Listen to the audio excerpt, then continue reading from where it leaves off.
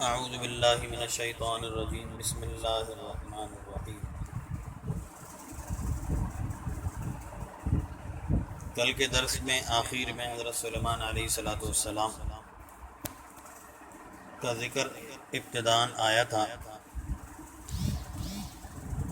کہ یہودیوں نے سلیمان علیہ السلام کی طرف سحر کی نسبت کی کہ سلیمان علیہ السلام نے جادو کے ذریعے سے جنات کو اور دیگر مخلوقات کو اپنے تابع کیا ہوا۔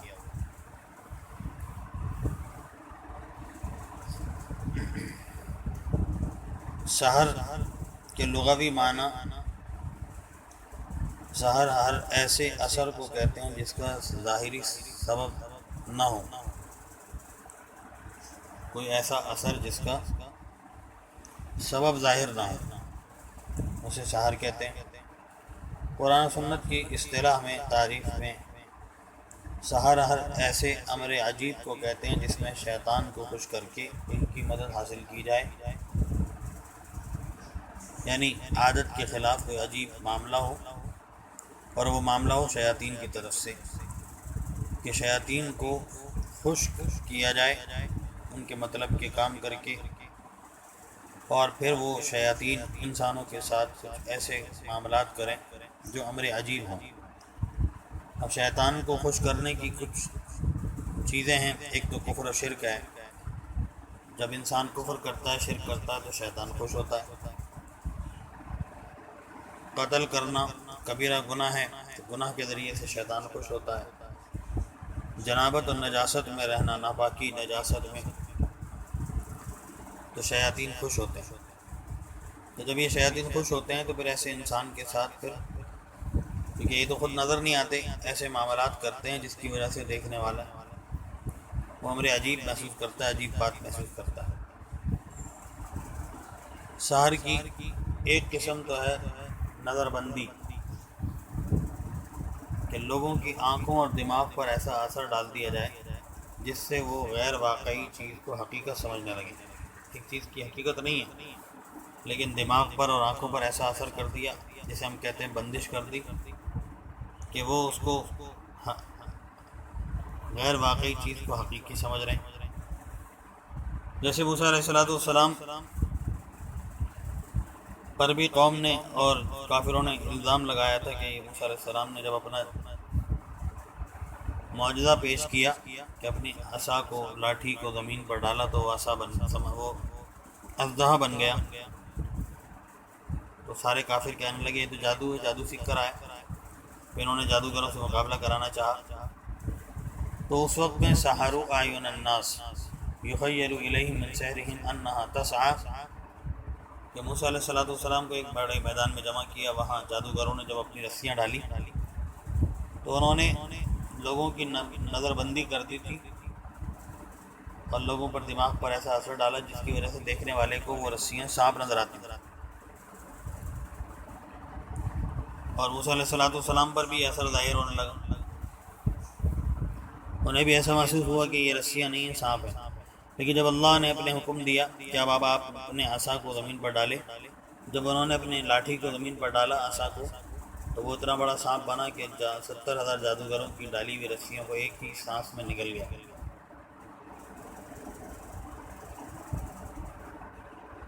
سحر کی دوسری قسم نظر بندی شیاطین کی وجہ سے ہو، کہ شیاطین بیچ میں آ جائیں، شیطان کے ذریعے سے نظر بندی ہو جائے۔ هل انبئکم علی من تنزل الشیاطین تنزل علی کل افاک اثیم، اللہ تعالیٰ فرماتے ہیں کہ میں تمہیں بتاتا ہوں کہ شیطان کا اثر کن لوگوں پر ہوتا ہے۔ کل افاک اثیم، جو بہتان باندھنے والے ہیں اور گناہ گار ہوتے ہیں، گناہوں میں لت پت ہوتے ہیں، ان پر شیاطین کے اثرات ہوتے ہیں۔ جو لوگ ناپاک رہتے ہیں۔ اور تیسری سحر کی قسم کہ کسی چیز کی حقیقت کو بدل دیا جائے۔ حضرت کعب احبار رضی اللہ تعالیٰ عنہ فرماتے ہیں لولا کلمات اقولہن لجعلتنی الیہود حمارا، موطا امام مالک میں یہ کلمات ہیں کہ اگر مجھے آپ علیہ السلام نے جو دعا کے الفاظ سکھائے ہیں اگر میں اس دعا کا اہتمام نہ کرتا تو یہودی مجھے اپنے جادو کے اثر سے گدھا بنا دیتا، حقیقت کو ہی بدل دیتا۔ اور وہ دعا اور وہ الفاظ کیا ہیں؟ اعوذ بوجہ اللہ العظیم الذی لیس شیء اعظم منہ وبکلمات اللہ التامات اللتی لا یجاوزہن بر ولا فاجر وباسماء اللہ الحسنى کلها ما علمت منها وما لم اعلم من شر ما خلق وبرأ وذرأ۔ یہ کلمات جو پڑھ لے گا اللہ تعالیٰ اسے ہر قسم کے جادو سے، سحر سے، نظر سے، شیطانی اثر سے محفوظ رکھیں گے۔ بہرحال سحر اور جادو کرنا، کسی پر جادو کے ذریعے بندش کروانا یہ حرام ہے، ناجائز ہے۔ اور ایسا جادو جس میں اللہ کے غیر سے مدد طلب کی جائے، شیاطین سے مدد طلب کی جائے، تو وہ جادو تو کفر تک پہنچ جاتا ہے۔ اور جادوگر کے کفر پر مرنے کا اندیشہ ہے، اگر وہ اپنے گناہ سے، جادو سے توبہ نہیں کرے گا تو اندیشہ ہے کہ یہ کفر پر مرے گا۔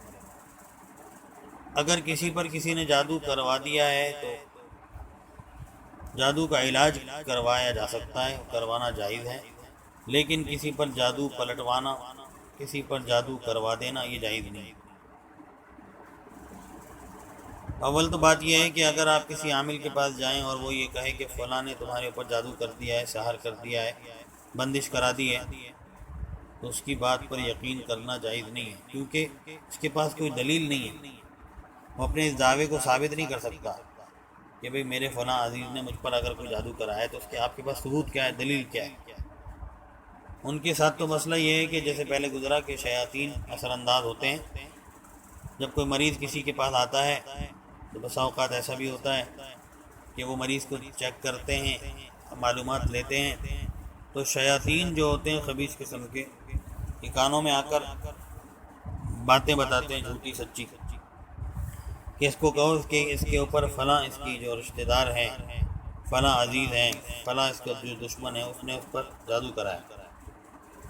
وہ عامل پھر وہی بات ان لوگوں کو بتا دیتا ہے، تو عامل کی بات پر یقین کرنا بھی جائز نہیں ہے، اور اس کی بات پر کسی سے بدلہ لینا، کسی سے لڑنا یا کسی پر دعویٰ کرنا بھی جائز نہیں۔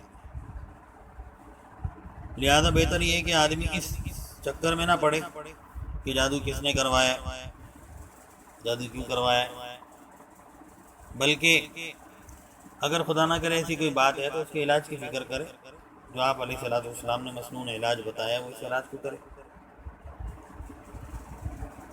جب ایک چیز یقینی دعوے کے ساتھ نہ شرعاً نہ قانوناً ثابت ہو سکتی ہے کہ فلاں نے ہی جادو کروایا ہے، تو بلا وجہ پھر شک و شبہات میں پڑنا،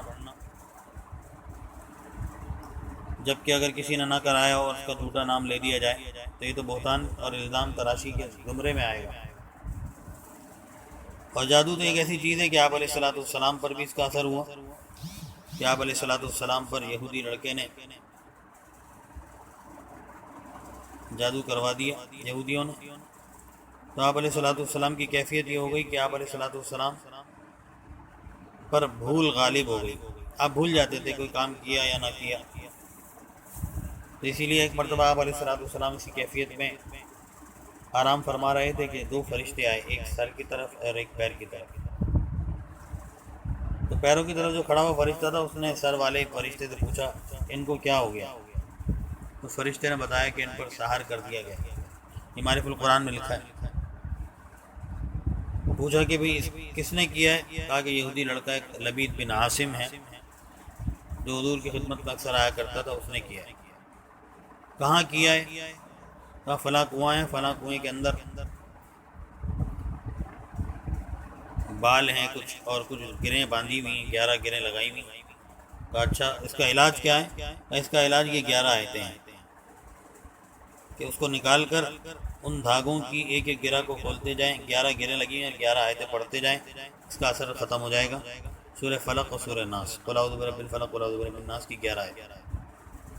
چنانچہ آپ علیہ الصلوۃ والسلام جب بیدار ہوئے تو آپ نے صحابہ کو خاموشی سے بھیجا، صحابہ اکرام اس کنویں پر تشریف لے کر گئے، وہاں دیکھا کہ وہاں کنویں کے اندر کچھ بال ہیں، کچھ سوئیاں ہیں اور کچھ دھاگے وغیرہ اس طرح کی چیزیں ہیں، صحابہ اس کو لے کر آئے، آپ علیہ الصلوۃ والسلام ایک ایک گرہ کھولتے جاتے تھے اور ایک ایک آیت پڑھتے جاتے تھے.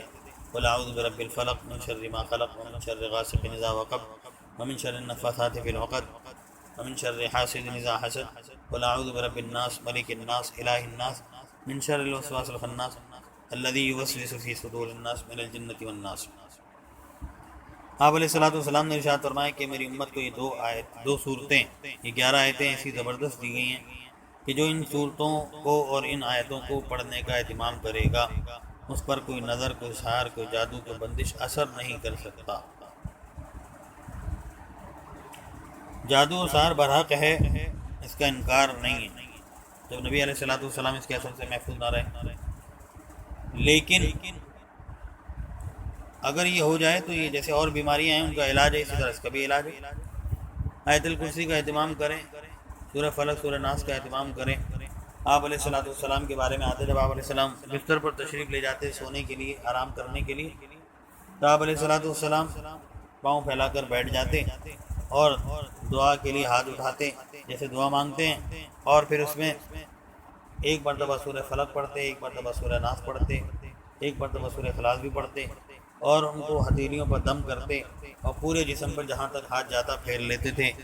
پھر دوبارہ آپ یہی عمل کرتے، دعا کی طرح ہاتھ اٹھاتے، ایک مرتبہ سورہ اخلاص، ایک مرتبہ سورہ فلق اور ایک مرتبہ سورہ ناس پڑھتے، اور اپنے ہاتھوں پر دم کر کے پورے جسم پر جہاں تک ہاتھ جاتا پھیر لیتے. 3 مرتبہ اسی طرح کرتے تھے. یہ آپ علیہ الصلوۃ والسلام کا مستقل معمول تھا. تو اگر ہم بھی سنت کی نیت سے اس عمل کو کریں گے، پابندی سے کریں گے، تو اللہ تعالیٰ ہمیں ہر قسم کی نظر سے، جادو سے، نظر بد سے، سحر سے، بندش سے محفوظ فرمائیں. ہم خود اہتمام نہیں کرتے. ضروری نہیں ہے کہ جب کسی پر جادو کا اثر ہو تو پھر جب پڑھے. روزانہ ان صورتوں کو پڑھنا چاہیے، کیونکہ اگر کوئی جادو نہ بھی کرائے تو بسا اوقات یہ ہوتا ہے کہ شیاطین اپنے اثر ڈال دیتے ہیں انسان پر، جس کی وجہ سے انسان کی طبیعت خراب ہو جاتی ہے، جس کی وجہ سے انسان کو گھبراہٹ محسوس ہوتی ہے، جس کی وجہ سے انسان کو عبادات میں دل نہیں لگتا. تو اس لیے دعاؤں کا اہتمام کرنا چاہیے، پاک رہنے کی کوشش کرنی چاہیے، باوضو رہنا چاہیے. جب تک آدمی باوضو رہتا ہے اس انسان پر شیطان کا اثر نہیں ہوتا، شیطان اس پر حملہ آور نہیں ہو سکتا. اور اگر کوئی بڑا مسئلہ ہے تو اس کے لیے سورۃ البقرہ ہے. ہمارے شیخ حضرت مفتی محمود الحسن صاحب فرماتے ہیں کہ کتنا ہی بڑا جادو کیوں نہ ہو، کتنے ہی بڑے جنات کیوں نہ ہو، سورہ بقرہ کے سامنے کوئی جادو، کوئی جن، کوئی اثر ٹھہر نہیں سکتا. کسی گھر میں، کسی جگہ پر، کسی مقام پر، کسی شخص پر اگر جادو ہوں یا جنات ہوں، سورہ بقرہ کی تلاوت بآواز بلند کی جائے 7 روز تک لگاتار، تو وہ چیز اور وہ جگہ، وہ انسان اس شیطانی اثر سے، جنات کے اثر سے محفوظ ہے. اسی طرح منزل ہے، منزل کا اہتمام کرنا چاہیے. منزل میں 33 قرآن کریم کی آیتیں ہیں جو آپ علیہ الصلوۃ والسلام نے بتائی تھی. حفاظت کے پیش نظر، بیماری، نظر، سحر کے پیش نظر اس منزل کو پڑھیں، اس پر دم کریں، اپنے اوپر دم کریں، پانی پر دم کر کے پئیں، گھر پر، دکان پر چھڑکیں. انشاءاللہ کوئی نظر بد نہیں ہوگی، کوئی پریشانی نہیں ہوگی. جعلی عاملوں سے بچنا چاہیے. ذرا سی بات پر عامل کے پاس نہیں جانا چاہیے. جعلی عامل ہوتے ہیں. کوئی عامل یہ نہیں کہتا کہ آپ پر کچھ نہیں ہے، وہ کہیں گے اگر اس نے یہ کہنا شروع کر دیا آپ پر کچھ نہیں ہے تو لوگ آئیں گے. ہر آدمی کچھ نہ کچھ کہتا ہے کہ جی نظر ہے، کوئی اثر ہے، کوئی جادو ہے، کوئی سحر ہے، کوئی بندش ہے. اس کا علاج آپ علیہ السلام نے بتا دیا، مفت میں علاج بتایا. آیت الکرسی علاج ہے، سورہ بقرہ علاج ہے، منزل علاج ہے، سورہ فلق اور سورہ ناس کی تلاوت کا اہتمام علاج ہے. اپنے چھوٹے چھوٹے معصوم بچوں پر صبح شام دم کرنا چاہیے. بچوں کو نظر لگ جاتی ہے، بچے چڑچڑے ہو جاتے ہیں، بچے کھانا پینا چھوڑ دیتے ہیں، تو ان پر دم کرتے رہنا چاہیے. انشاءاللہ بچوں کے اوپر کوئی اثر نہیں ہوگا. اور پھر اللہ کے نبی صلی اللہ علیہ وسلم نے یہ بات بطور وصیت فرمائی کہ عین جب مغرب کا وقت ہو، جب اذانیں ہو رہی ہوں، اس وقت میں آسمان سے، جب رات کا وقت شروع ہوتا ہے تو کچھ آسمان سے بلائیں اترتی ہیں، لہذا اس وقت میں چھوٹے معصوم بچے معصوم ہوتے ہیں، ان پر اثر جلدی ہو جاتا ہے. تو ان چھوٹے معصوم بچوں کو مغرب کے وقت، مغرب سے کچھ دیر پہلے، کچھ دیر بعد گھر سے باہر یا کھلے آسمان کے نیچے نہیں رکھنا چاہیے.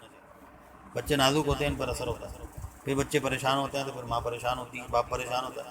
پھر کبھی کسی ڈاکٹر کے پاس، کبھی کسی عامل کے پاس. لہٰذا ہم خود احتیاط کریں، بچوں کو بلا وجہ کھلے آسمان کے نیچے رات کے وقت میں گھروں سے نہ نکالیں. مستورات کو بھی اہتمام کرنا چاہیے، گھر کی چھتوں پر کھلے بالوں کے ساتھ اور خوشبو لگا کر زیب و زینت کے ساتھ چھتوں پر کھلی آسمان کے نیچے نہیں جانا چاہیے رات میں. خبیث شیاطین گزرتے ہیں، جنات گزرتے ہیں، پھر وہ اثر انداز ہو جاتے ہیں، پھر وہ کوئی چمٹ جاتا ہے، پھر وہ پریشانی کا باعث بنتا ہے. تو لہذا یہ اعمال ہیں، ان اعمال کے ذریعے سے ہی حفاظت ہے. اور اس کو اپنے اوپر سوار بھی نہیں کرنا چاہیے. آگے پھر حضرت ابراہیم علیہ السلام کی آزمائشوں کا تذکرہ کہ ابراہیم علیہ السلام کو اللہ نے آزمایا. ایک آزمائش تو یہ تھی کہ آتش نمرود میں ڈال دیا گیا، اس کا قصہ آگے آئے گا کہ نمرود نے آگ جلائی، ان کو آگ میں ڈال دیا گیا، آپ اللہ کے حکم سے محفوظ رہے. دوسری آزمائش یہ تھی کہ چھوٹے نومولود بچے کو، مائیں ہاجرہ کو وہاں مکہ میں جنگل میں چھوڑنے کا حکم دے دیا گیا، خشک پہاڑوں کے بیچ میں. اور تیسری آزمائش یہ آئی جب اسماعیل علیہ السلام تھوڑے بڑے ہوئے تو فرمایا کہ ان کے گلے پر چھری چلا. ابراہیم علیہ السلام ان تینوں آزمائشوں پر جب کامیاب ہو گئے، پورے اترے، تو پھر اللہ تعالیٰ نے ان کو انعام دیا، انی جاعلک للناس اماما، اے ابراہیم میں آپ کو لوگوں کا امام بنا رہا ہوں. اور اللہ نے آپ سے بڑا کام لیا. اذ یرفع ابراہیم القواعد من البیت و اسماعیل، کہ باپ بیٹے نے قربانی دی تو اللہ نے ان سے بڑا کام لیا اور بیت اللہ کی تعمیر کروائی.